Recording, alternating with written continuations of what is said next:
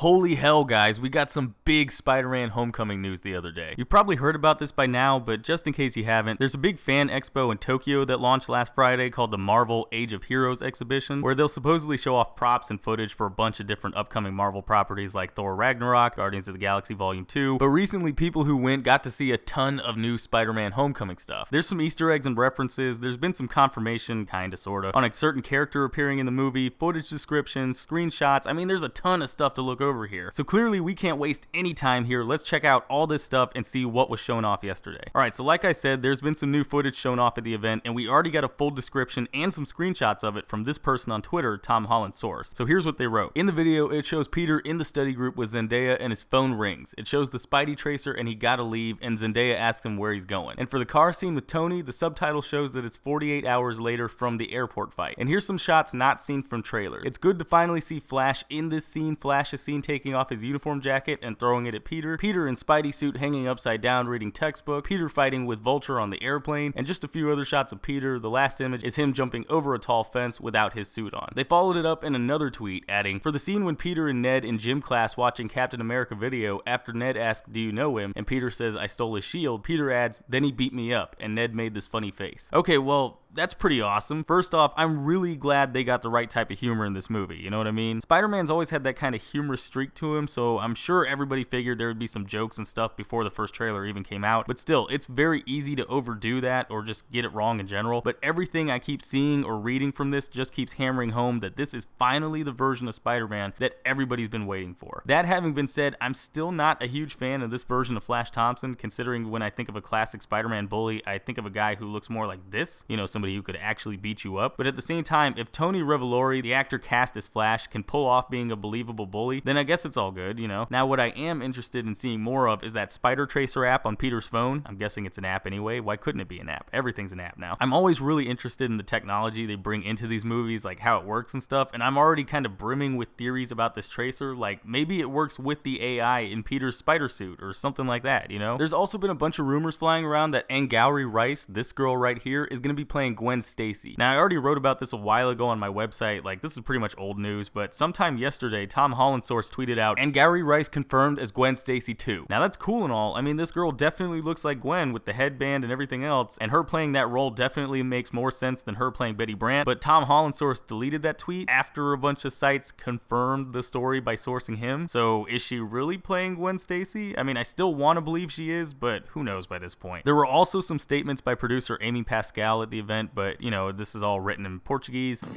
fluent in Google Translate. Basically, according to Google Translate, what Amy says is that this movie is centered around Peter, Liz Allen, Ned Leeds, and Michelle, and that all the rumors on the internet are not true, ending her statement with the claim that Zendaya is just playing a character called Michelle. So hopefully hearing this for the millionth time will kill the fears and worries from fans and everybody else all up in arms over her playing Mary Jane Watson, because that was a big thing for a while, even though it was clearly not true. I mean, I'd believe that she's playing Michelle Gonzalez over her playing Mary Jane, but whatever. Moving on, over on the prop side, we got a pretty decent picture of Peter's web formula in one of his old school notebooks, thanks to About Tom Holland on Twitter. It looks science-y, I guess. I mean, it's probably just a page full of scribbles meant to look like complicated chemistry. It doesn't really mean anything, but it still looks cool. There's also a couple other things here. There's some Midtown High folders, some homecoming school dance tickets, a lyric sheet for a new Spider-Man theme song. Don't worry, we're going to talk about all that in a little bit. And an issue of the Daily Bugle. That's right, guys. We finally got confirmation that the Daily Bugle exists in the MCU. I'm sure that's a relief for a lot of people, because I've been hearing concerns from some people about not having seen the place in the Homecoming trailer so far, and there's the fact that the first season of Daredevil, Ben Urich didn't actually work for the Bugle like in the comics, but rather for the New York Bulletin. So seeing this is pretty awesome. Now, the prop itself doesn't really say much from what we can see, but we do see a reference to the UN attack featured in Captain America Civil War, something about a Chihuahua ring, weird as hell, but okay. And this bit down here that says Washington Monument disaster, cover-up planned as hoax, which I'd assume would tie into this part from the Homecoming trailers, so it looks like this issue comes out at least the day after whatever's going on in the scene. Moving on, the Homecoming tickets are actually kind of fun to look at. They don't really have anything Easter egg related on them, unless you really feel like reaching and you want to say the sky's the limit theme for the dance is supposed to be a reference to that Amazing Spider-Man video game achievement or something, but the tickets do have the date of September 23rd on them. I know it's not much, but it's kind of like that cop cam footage in Luke Cage. It's just something cool in the sense that it gives us a frame of reference for when the movie takes place, and it's cool for people people who like to put together MCU timelines and all that sort of stuff. And that brings us to the lyric sheet, and this is probably one of the goofiest things I think I've ever seen in a Marvel Cinematic Universe movie up to this point. I mean, it's clearly supposed to be a reference to the classic 60s Spider-Man theme song, but the words are pretty different. I wouldn't mind if this winds up being performed in the movie, seeing as we got the original version in 2 different Spider-Man universes now.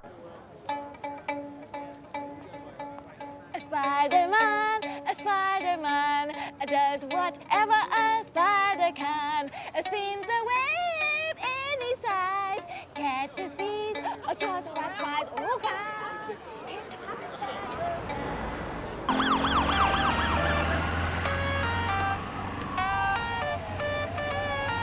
But this kind of thing pretty much never shows up in the MCU, so it's definitely going to be weird and funny when and if this thing pops up. Alright, so that's all the Spider-Man Homecoming news we were able to hear from the Age of Heroes event in Tokyo. Remember, if you're in that area and you want to see a bunch of Marvel stuff before anybody else does, you could probably still go. I mean, the event's going on till June. It costs about like $250 in US dollars to get in, so Marvel fans, get in there, check it out for the rest of us. And if you get any pictures or video, send it my way. I'll put it in a video. But anyways, if you want to talk about anything I showed in this video, or if you're a Spider-Man fan, or even if you just can't wait till this movie comes out in July, let me know in the comments below. Otherwise, I will see you all next time.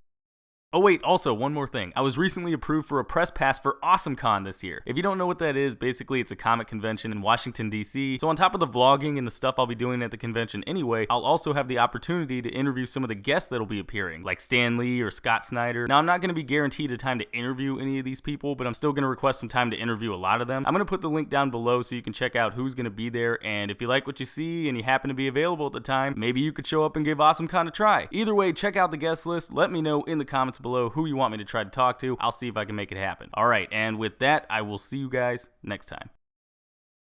Hey, thanks for watching. If you liked the video, be sure to click that like button, maybe leave me a comment while you're at it, and go ahead and click that subscribe button.